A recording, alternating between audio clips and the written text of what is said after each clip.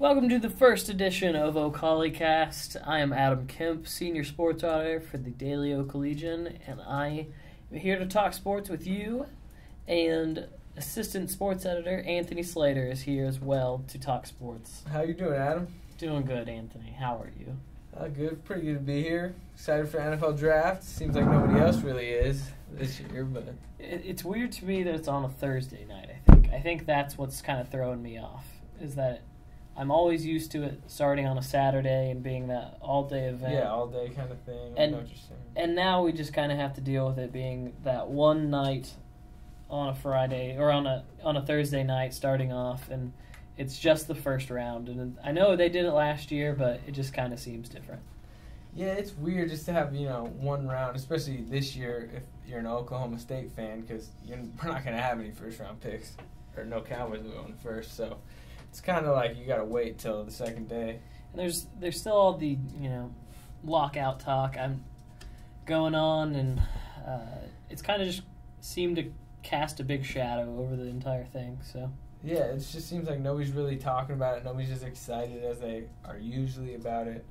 But, personally, I'm still a little bit excited. So. Well, what are you excited about?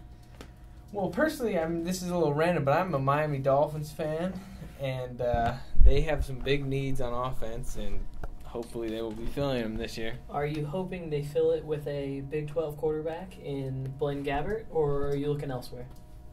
Quarterback is definitely a big need. Blaine Gabbert, I don't know. Personally, would not be my fit there. I think Ryan Mallett's got a lot of upside. But also running back, I would not mind Mark Ingram from Alabama. I like Ingram a lot. I almost feel like, though, that he's going to fall in the draft and be that one guy people take late. But who knows about that. But we are here to talk Oklahoma State sports, sorry. Same thing. Yeah. And the people we have in the draft this year, none are expected to go too high, but obviously the highest is probably Kendall Hunter. Yeah, he's definitely got the most pro upside out of any of the prospects from Oklahoma State. I see him kind of as a third down back in the league, kind of change the pace, Leon Washington type. What do you see his ceiling in the NFL?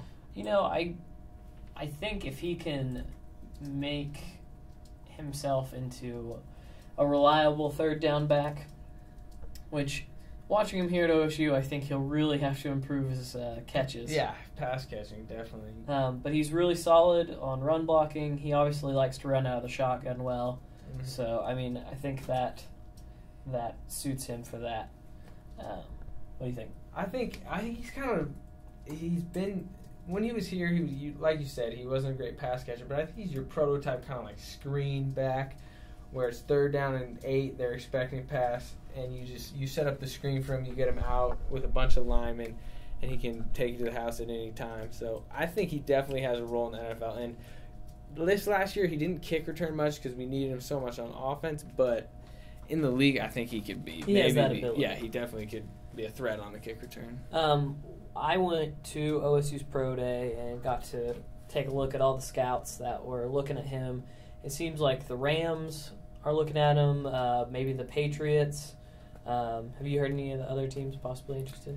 Yeah, I heard the Jets actually, but because they kind of they lost Leon Washington last year. They're kind of looking for Tomlinson and Sean Green. They're both kind of bruiser backs. Tomlinson's getting old. So that is what I heard. But switching to the defensive side, I got a question here. You got Ori Lemon, Ugo Chinasa, and Andrew McGee, 3 kind of, later in the draft type prospects. Who would you say has the biggest pro upside out of those 3? Well, I think just based on athletic ability and size, I think you have to go Ugo. Yeah.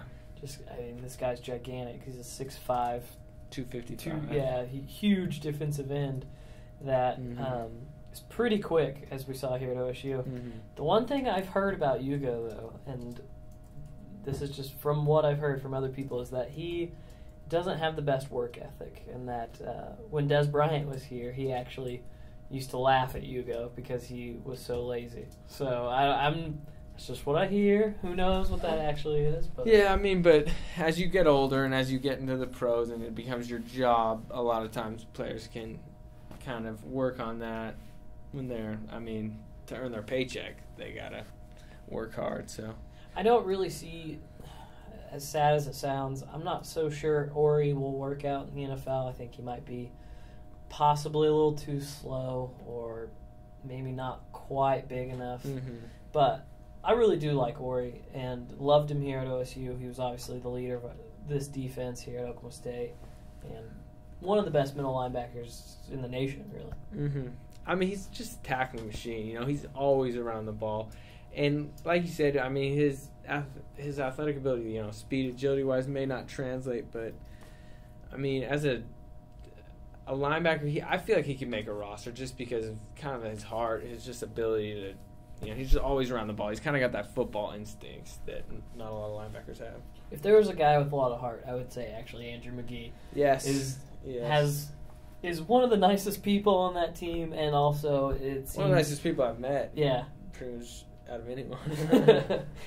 Just kind of seems like he is almost destined to keep his pretty cool story going. You know, broke his back in Bedlam 2 years ago. Came back this year, had an awesome year, led the Big 12. He led an interception. He tied with two other people with 5, and he was all Big 12 first-team defense, which is a pretty big accomplishment. Yeah. I just remember going into this last year thinking that we were so in trouble at corner because losing Parrish Cox. But he and, you know, that group of younger players at the other corner spot all stepped up. Broderick Brown, obviously. So it was pretty cool to see all them, you know, get out there. Yeah. Especially Andrew after, you know, the injury he had. Yeah, devastating injury. And then switching it again, what are your thoughts on Dan Bailey? And I mean, he's probably not going to be drafted just because, you know, kickers don't get drafted. But it seems like there's just a really, like, fluid situation in the NFL right now. You know, you miss 2 kicks 1 week, you can be cut the next week. And I think Bailey will get his opportunity in the NFL. I hope Dan gets his opportunity. He's also one of those guys that's had a pretty cool journey, just going from, you know, small-town football in high school to then, you know, walking on at OSU to getting a scholarship and kicking that game winner against A&M. Yeah. I really hope he's one of those kickers that it's all about finding a team at the right time that needs a kicker almost. So the amazing thing about Bailey is, like you said, walk on and at a school that has, you know, Barry Sanders, Thurman Thomas, all these greats, and Dan Bailey is the leading scorer in Oklahoma State history. It's just hilarious. It is. It's pretty wild. Yeah. So moving on, I guess, to next year. What are your just quick thoughts going into next year's football season? I mean, we're pretty hyped. I mean, it looks like we're going to be preseason top 10. Judging by that spring game, I can't help but think the offenses are going to be amazing again. Yeah.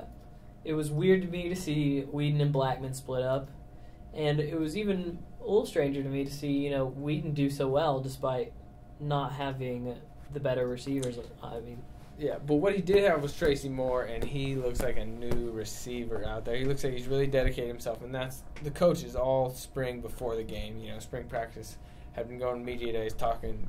Tracy Moore is a new player. You know, he's really dedicated himself, and I think he showed it out there. He looked like a different guy. Well, let's hope so, because he did not look so good last year after a really good spring the year before. So let's just hope he's not the ultimate springtime player, which wouldn't be great. I actually am most excited about the running back position on this team as far as what I'm looking to see out of some people. I really am excited to see Herschel Sims get out there.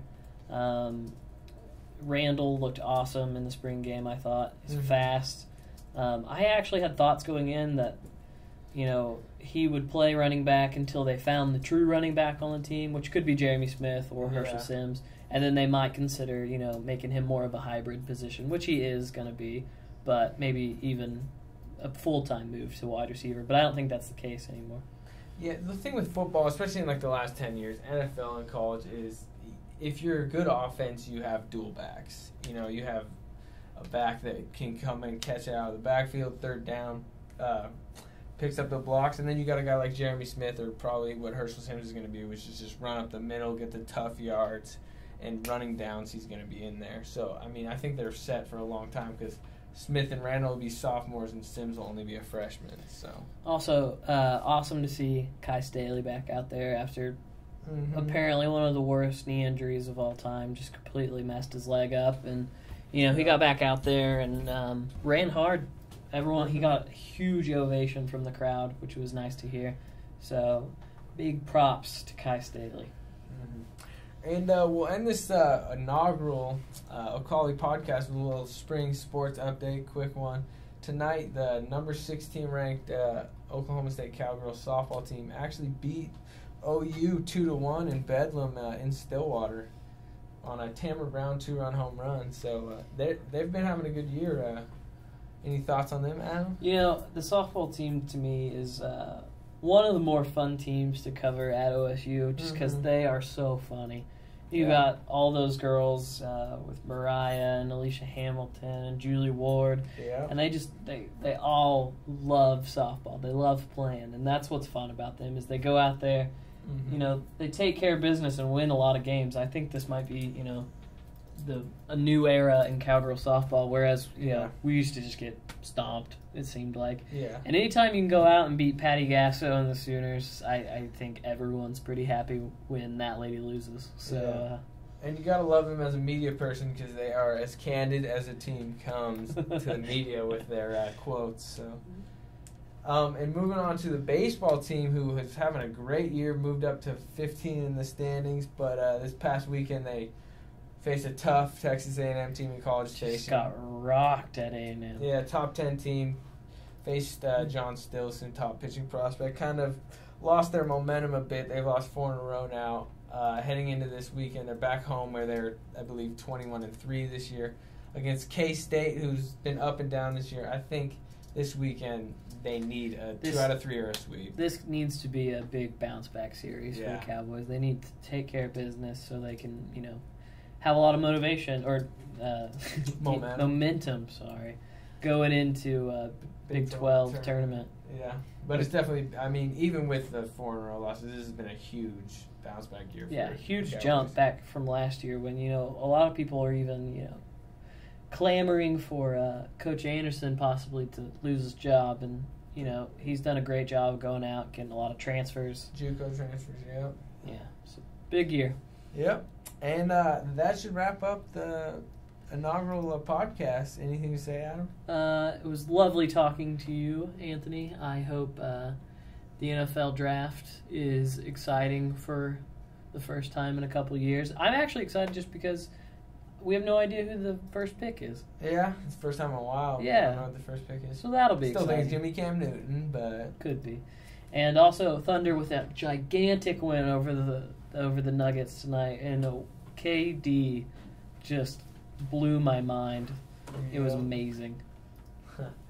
And so that should wrap it up. Look for more of these in the future, and definitely heading into next year football season, we will be getting more on this podcast train. And if you somehow are still listening to us, 13 minutes in, we are looking for a name for this podcast. Currently, we're the O'Colly Cast.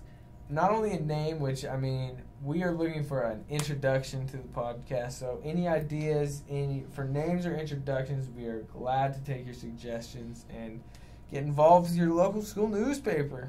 Word. All right, have a good day, Oklahoma State. Good night.